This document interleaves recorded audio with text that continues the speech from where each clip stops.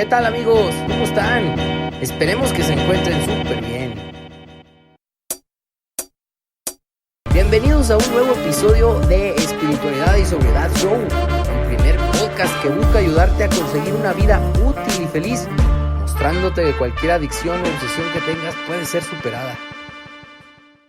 ¿Qué tal, amigos? ¿Cómo les va? Yo soy Arturo, su amigo de Espiritualidad y Sobriedad Show, este podcast que, como tú ya sabes, hacemos con mucho cariño para darte información acerca de las adicciones, el alcoholismo, codependencia o cualquier otra obsesión peligrosa que te esté atormentando. Me da mucho gusto darte de nueva cuenta la bienvenida a otro episodio de nuestro programa. Sabemos que te está gustando, sabemos que hay mucho público que nos sigue y hoy vamos en continuación o dándole continuidad al tema que hemos venido desarrollando en los últimos capítulos. Vamos a darle al tercer paso. ¿Qué les parece, amigos? Y hoy para eso tengo el favor de una entrevista que me regaló un querido amigo y padrino de AA que ustedes ya conocen porque ya ha participado en el programa, y él es Sergio. Se los presento enseguida y vámonos, comenzamos con esta entrevista interesantísima de tercer paso. ¡Vámonos!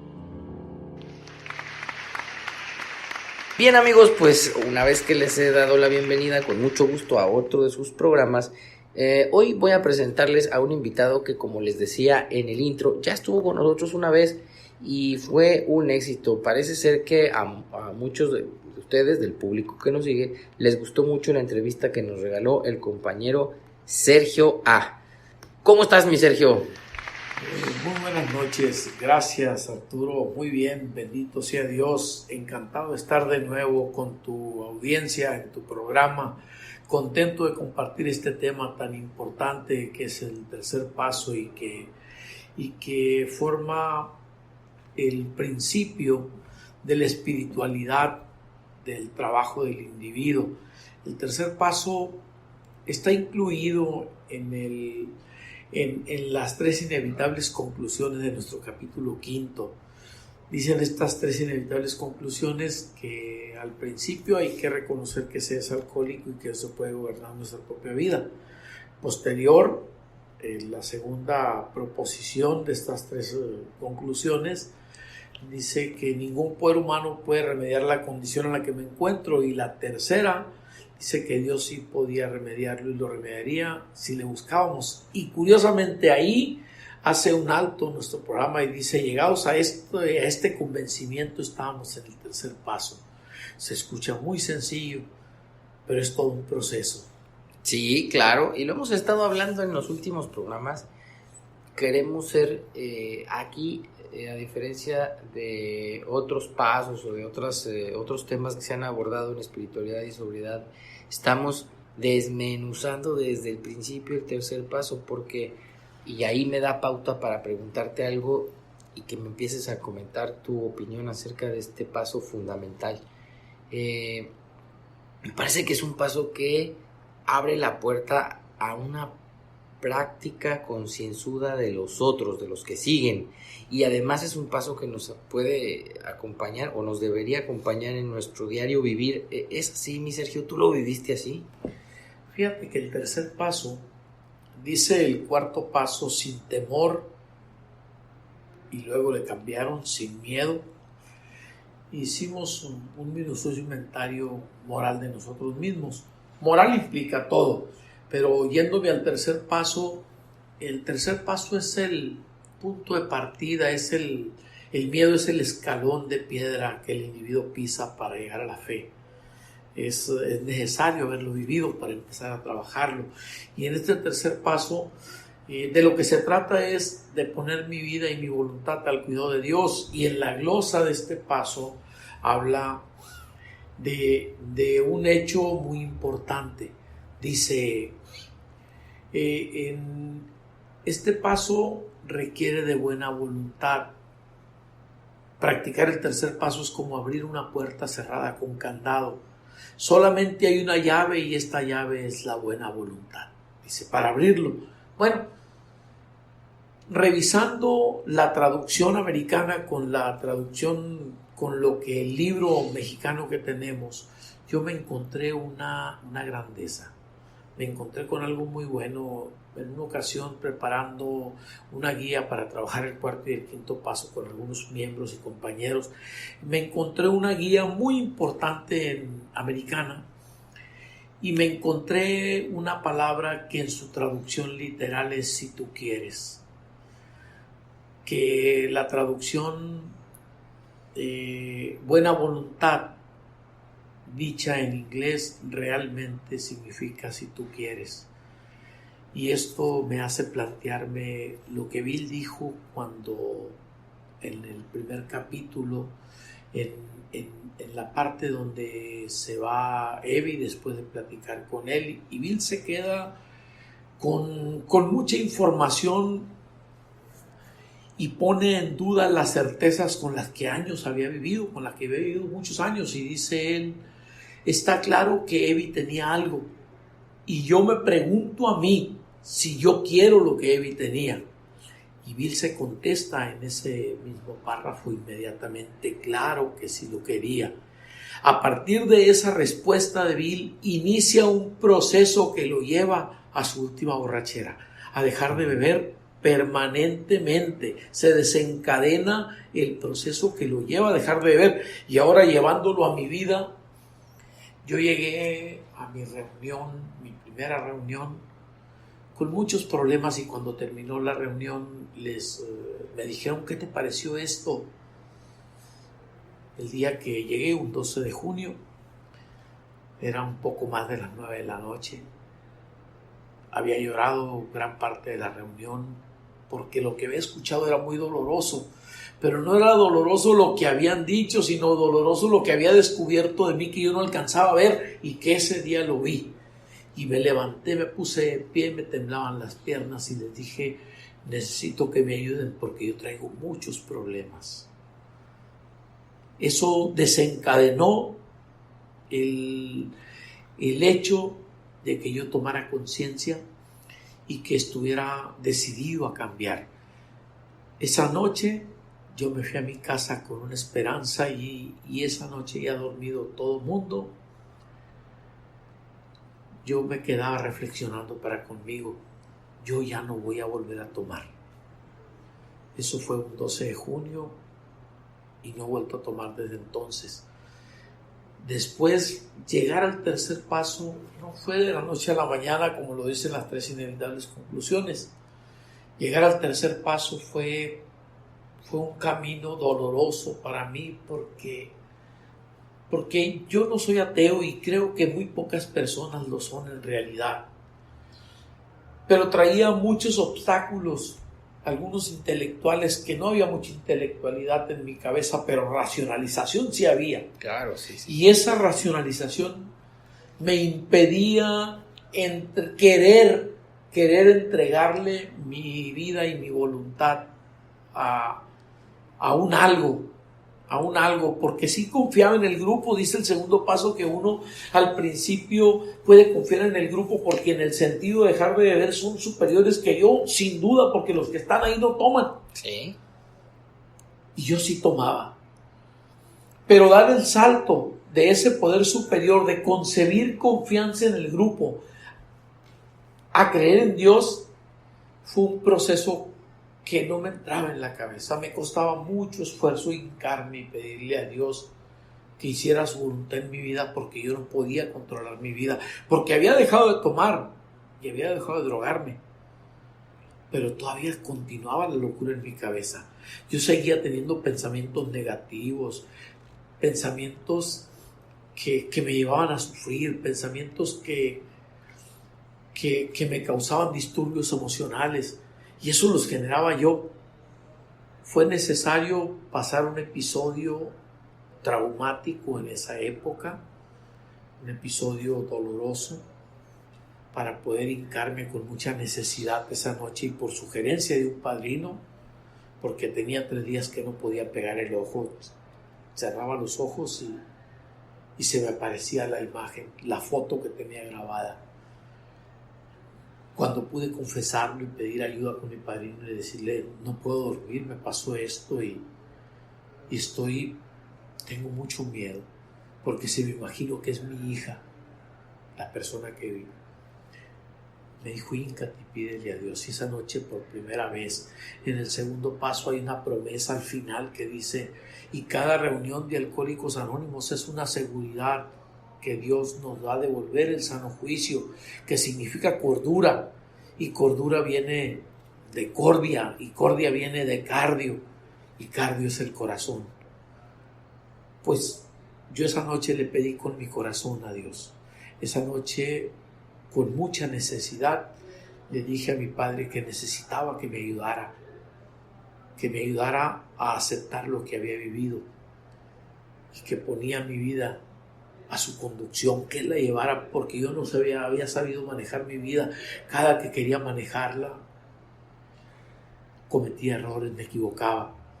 Esa noche dormí en paz y descubrí una verdad de Aquilo. Descubrí que cuando uno por fin se rinde, la locura baja, la locura empieza a desaparecer. Entregué mi vida y mi voluntad, le pedí que me condujera. He tenido momentos de rebeldía, creo que todos los hemos tenido. En el 11º paso dice que algunas veces la rebeldía no nos deja hacer oración, no nos deja acercarnos a Dios, y que no debemos juzgarnos severamente por ese comportamiento tan humano, tan natural, tan mío, que lo que tengo que hacer es que cuando pase esa locura y llegue la conciencia de nuevo a mi cabeza, por conveniencia, retome el hábito de la oración y la meditación. Pues eso lo hice en el 3er paso. Yo empecé a trabajar todos los días, o cuando me lo permitía, mi sano juicio, mi deseo de salir adelante, cuando lo bueno prevalecía sobre lo malo, porque cohabitan en mí ambas cosas. Y empecé a pedirle a Dios, y empezaron a cambiar mis días. La vida se fue haciendo más sencilla. Las dificultades del día eran más pasajeras. Esto no fue siempre de esa manera, pero es como empezar a cablear la ruta de respuesta neuronal naturales a cualquier circunstancia. Las respuestas que toda mi vida había tenido empezaron a ser sustituidas por respuestas diferentes, donde decir, si Dios quiere, que se haga la voluntad de Dios, primero Dios. Hoy tengo la costumbre de agradecer todos los días, por ejemplo, amanecer vivo, amanecer en paz y no tomar. Todos los días tomo esa costumbre y le doy gracias a Dios. Y creo que se activa algo muy poderoso, la energía más poderosa del universo, cuando el individuo genera gratitud hacia afuera. Es como si fuera una onda sónica que impacta el mundo, que impacta a otros, pero que principalmente me impacta a mí. Fíjate, está súper interesante lo que me cuentas. Yo como lo veo, aquella noche que tuviste un punto ahí de quiebre, abriste o le diste vueltecita a la llave de la buena voluntad, y de ahí en adelante tuviste la disposición para practicar un 3er paso mismo, que por lo que entiendo hasta hoy practicas. Sí, de hecho es una práctica de todos los días. Es un aprender todos los días la relación del hombre con Dios. Es aprender que lo que dice el primer paso, y que no lo había entendido por mucho tiempo. El primer paso plantea que solamente un acto solamente un acto de la providencia puede remover la locura que condena al enfermo a morir en esa condición, a morir día a día. Cuando entiendo que mi problema no lo voy a resolver por mi propio medio, que no hay ningún poder humano que pueda remediar mi condición, eso yo no lo entendía. Yo pensé que con algunas habilidades o acciones, que con algunas disciplinas era posible sobreponerme, que con solo decidir y mi fuerza de voluntad iba a ser suficiente. Fracasé muchas veces hasta que entendí que tenía que pedir ayuda divina, que practicar el 3er paso es como oprimir el botón de electricidad y tener fe que va a encender la luz. No entiendo cómo funciona ese tema de los protones y los electrones.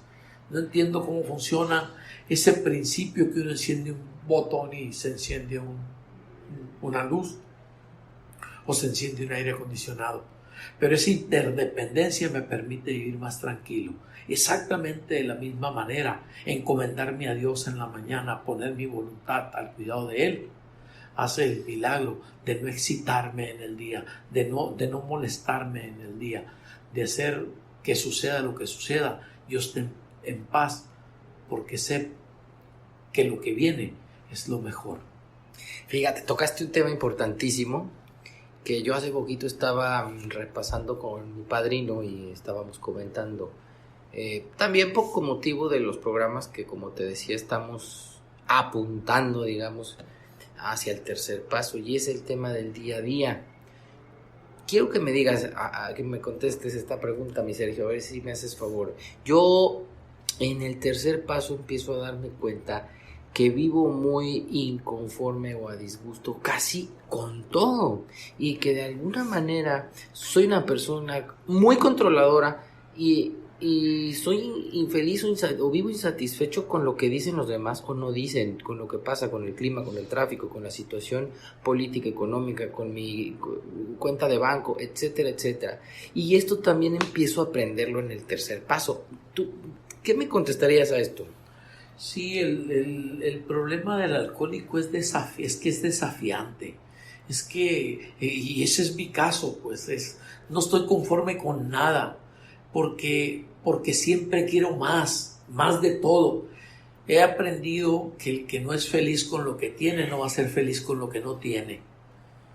Que aquel que no aprende a conformarse con la realidad, con el aquí, con el ahora, con el presente, y vive fugándose al pasado o fugándose al futuro, es porque no ha aceptado su realidad. Y su realidad tiene muchas connotaciones, tiene que ver con realidades no alcohólicas. Por ejemplo, a mí no me gustaba ni mi nombre, ni mi apellido, ni dónde había nacido, ni cómo eran mis padres. Yo estaba en conflicto con todos. Pero luego descubrí que el pleito era conmigo, que era que no me aceptaba yo. Y va más allá de beber o no beber. Beber solamente es una causa del comportamiento. El comportamiento es de esa manera porque soy un insatisfecho y siempre estoy buscando que en el futuro se cumplan ciertas condiciones para que yo sea feliz, lo cual es una ilusión del ego. Aun cuando se cumplan esas, la meta se va a hacer más larga, porque de lo que se trata es de sufrir.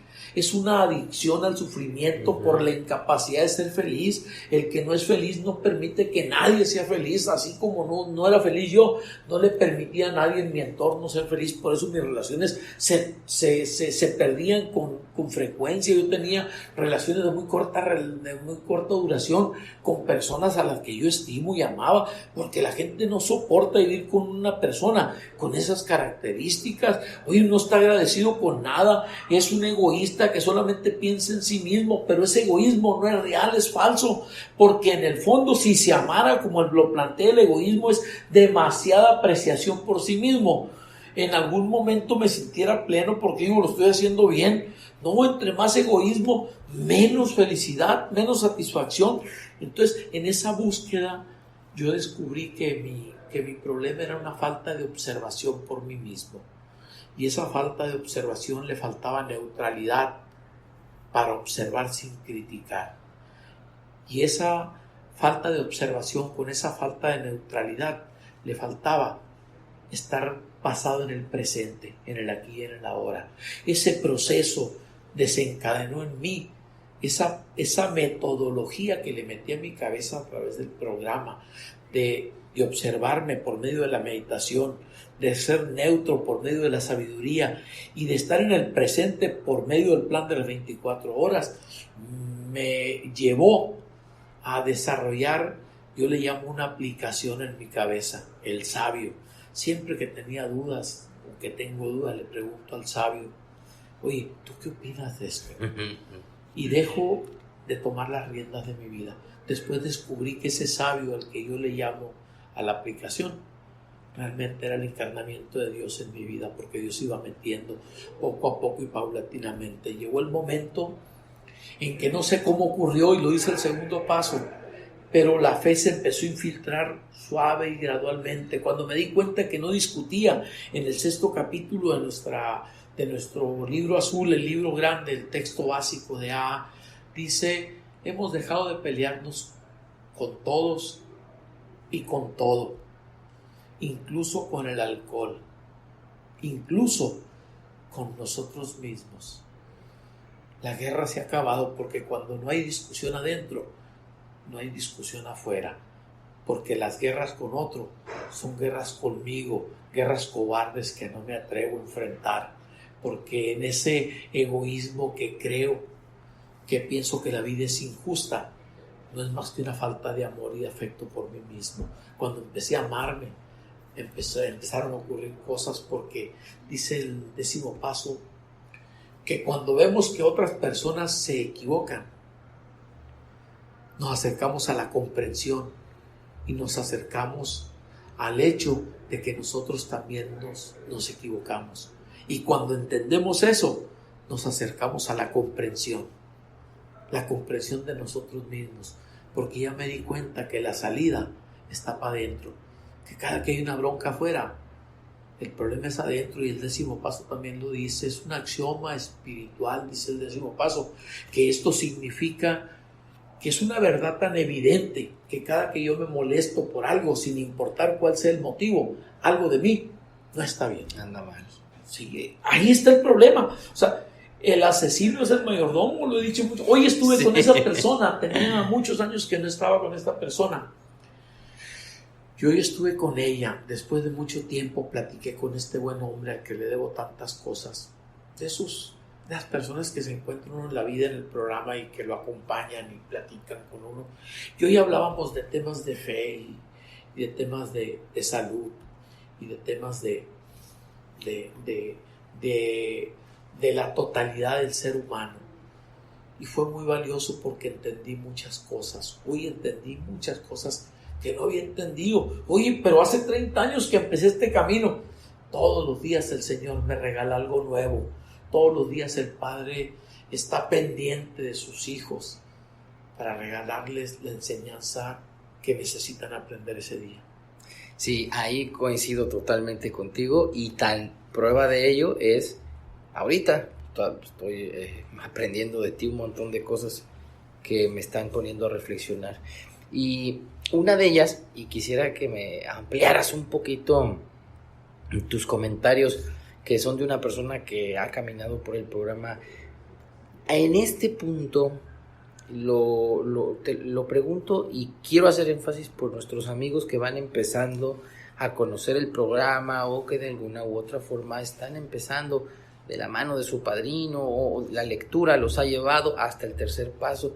En este paso, mi Sergio, hay una palabrita que por lo menos yo no conocía, o si bien la conocía, no formaba parte de mi vocabulario común, y incluso he comentado en otros programas que yo la malinterpretaba, pero es aquí cuando me topo de frente con esta palabra y descubro que tiene un gran poder en mí, y que es egoísmo. ¿Qué me podrías decir al respecto, padre? Si este programa, si mi problema no fuera alcoholismo, y este programa no se llamara Alcohólicos Anónimos, seguramente se llamara Egoístas Anónimos.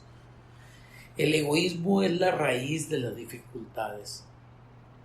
La ilusión de dos o la ilusión de más en el interior hace, a través del miedo y la inseguridad, hace que el individuo desarrolle una figura aparente, una figura falsa, que se le llama ego, que en latín significa que quiere decir yo. Entonces el yo falso, ese egoísmo, en teoría el niño nace provisto de ciertos elementos que lo llevan a finalmente individualizarse. Es la estima, el afecto por mí mismo, pero esta se desproporciona y toma papeles que me hacen sufrir, que me hacen batallar por la vida. El ego, en mi caso, era que nunca era suficiente lo que me daban, era un insaciable por afecto, por logros, por insatisfacciones, por frustraciones, porque pensaba que no me merecía. Por ejemplo, yo no merecía que el semáforo se pusiera rojo cuando yo iba a pasar. Si se me refiero a mí, pues, o sea, si soy yo, ¿por qué se pone rojo? Que el carro amaneciera ponchado en la mañana, o sea, o que me llegara el recibo de la luz muy alto. ¿Por qué a mí? O sea, esa pregunta me la hice muchas veces. ¿Por qué a mí? Hasta que entendí. ¿Y por qué no a ti? ¿Para qué a ti? Cuando entendí ese principio, creo que nadie está totalmente desprovisto de ego. Nadie está libre de esa condición. Y creo además, y lo digo con toda la honestidad de creerlo para mí, que el ego cumple un papel importante en el ser humano. El problema es cuando desproporciona su papel, porque el ego me rescata. El ego en algún momento me hace equilibrar las emociones. Es la dualidad de cuando siento que no valgo nada, voltear al valgo mucho. El problema es cuando ese es el que me domina, cuando ese se convierte en la figura principal, en el personaje principal que yo adopto para salir a la vida y pisoteo, ofendo, lastimo, paso por encima. O sea, cuando no me importan los otros en mi satisfacción personal, ¿cómo trabajo con él? ¿Cómo me voy con él? Yo encuentro solamente que es en la fe. O sea, cuando me doy cuenta, un día fui con un buen amigo con el que hoy me encontré y le dije: necesito que me ayudes con mi soberbia. No puedo con la soberbia. Solos no se puede. Por eso es tan importante el tema del apadrinamiento en Alcohólicos Anónimos. Por eso le damos tanto valor. Si alguien no se hubiera preocupado por estar pendiente de mí, por decirme verdades dolorosas pero sanadoras, por acompañarme y escucharme y darme una palmada y dedicarme algunos minutos todos los días para escuchar mis frustraciones de la vida, porque hubo un periodo de sombras. Hubo un periodo de oscuridad en mi vida, de oquedad, en lo que por más que intentaba, no lograba encontrarle sentido a la vida. Y esa incapacidad para encontrarle sentido a la vida era mía, no era de la vida. La vida siempre ha estado ahí, va a estar cuando yo me vaya. Mi problema es que yo no encontraba el propósito digno de mi vida, el mío, el qué quiero hacer y para dónde voy. Hace unos días me preguntaban quién soy. Se la preguntaron al oráculo de Delfos. O sea, de veras es la pregunta de las preguntas. Es una de las preguntas más importantes de la filosofía. Porque una vez me lo preguntaron, pues yo le pregunté a este hombre y le dije: necesito que me ayudes con mi soberbia. Y me hizo hacer una meditación y una oración, tal como la describe el 11º paso. Y ahí le conté mis miserias a mi Padre, a mi poder superior. Y le pedí ayuda. Y entendí que no es posible quitarte un defecto, pero sí es posible sustituir un defecto por un valor o por una virtud. Le pedí a Dios algo a cambio. Algo ha ocurrido en mi vida a partir de eso. Mi vida ha sido un mosaico de cambios, un mosaico de cosas buenas y cosas malas, como la de muchos.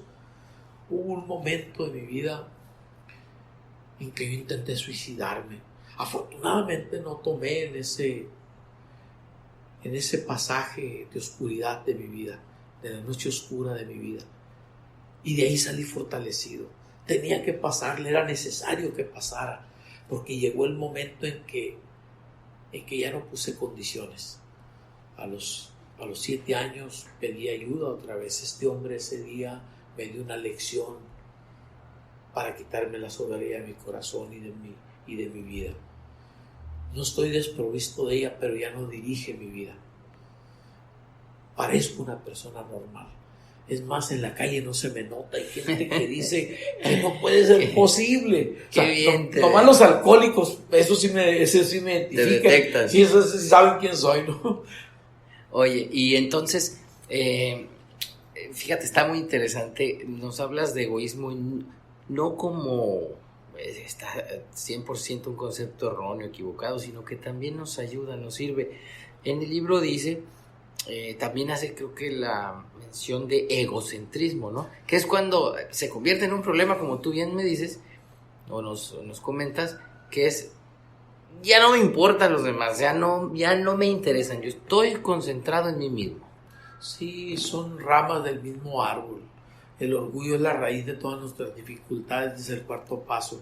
Y del orgullo se desprenden el egoísmo, egocentrismo, soberbia, toda la desproporción de la realidad, porque es una percepción equivocada de la realidad, es una percepción equivocada de mi valía con relación al mundo.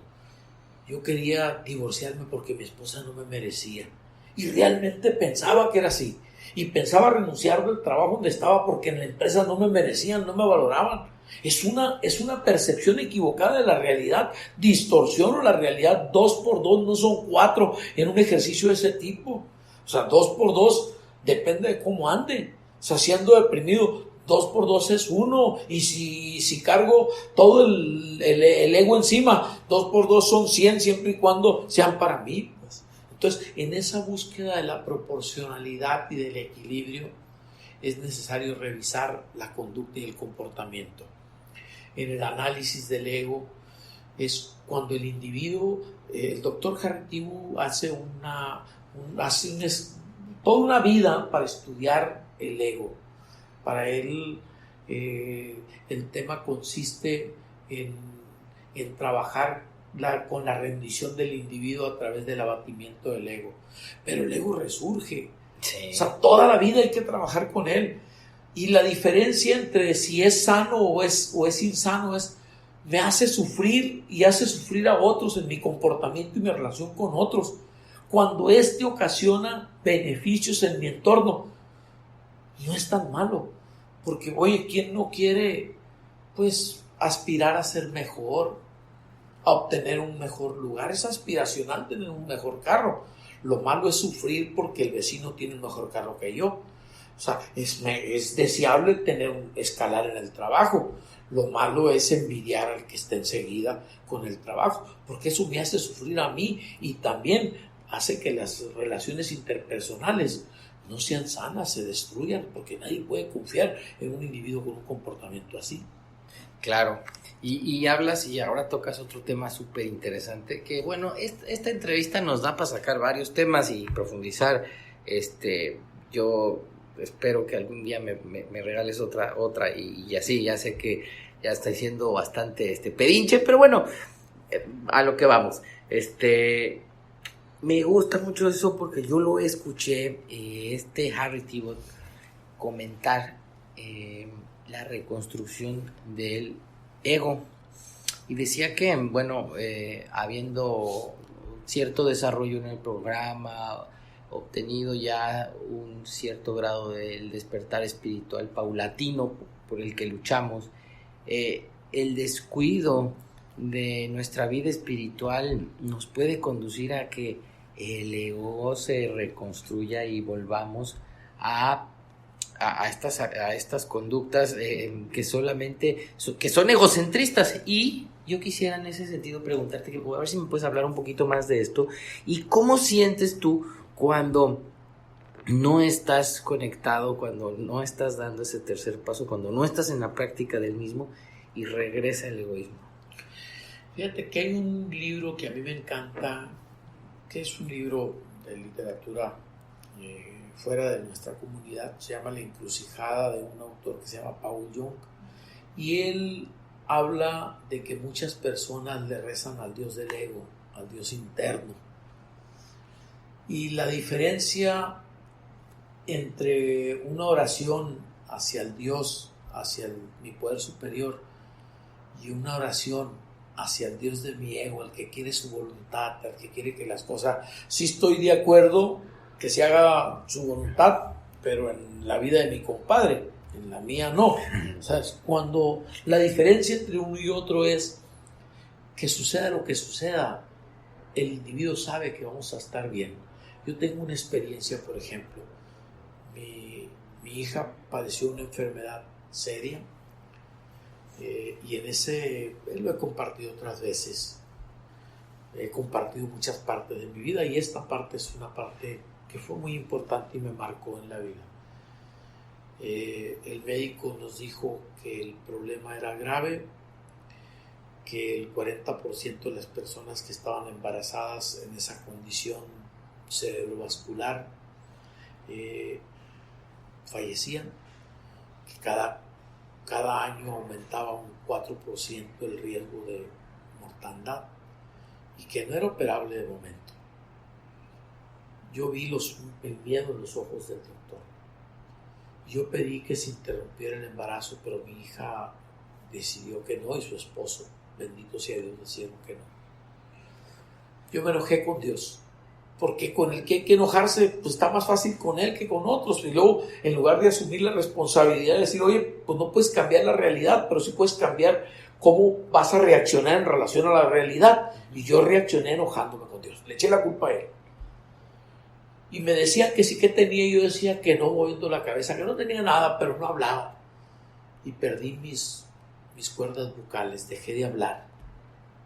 Y empecé a buscar médicos, sinfoniatras, otorrinos. Empecé a ver todas las disciplinas que hay y requería de una cirugía en mis cuerdas vocales.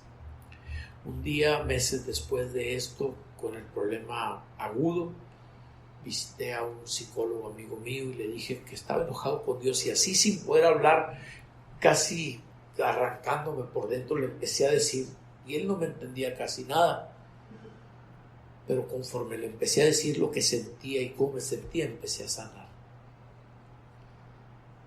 Mi hija no sanó, no fue de la noche a la mañana, siguió enferma, su embarazo continuó y vamos a esperar a que pasara el embarazo. Y después de eso íbamos a intentar una cirugía. Mi esposa esperaba que yo me durmiera y ella empezaba a llorar. Yo esperaba que ella se durmiera y yo empezaba a llorar. Cada quien por su lado, porque teníamos mucho miedo. Ella se culpaba por ser madre y yo me culpaba porque pensaba que era un castigo a lo que yo había hecho, a lo que yo había vivido. Esa noche, después de platicar con el doctor, llegué con mi esposa y le dije, ¿y si nos hincamos y le pedimos a Dios? Lloramos juntos por primera vez y hablamos de nuestros temores, pero también fortalecimos nuestra fe. Desarrollé una frase que todavía me acompaña: quien tenga que irse, que le vaya bien, y quien venga, que sea bienvenido. Dios sabe por qué hace sus cosas. No sé qué va a pasar mañana, pero estoy seguro que vamos a estar bien porque Dios nos ama mucho.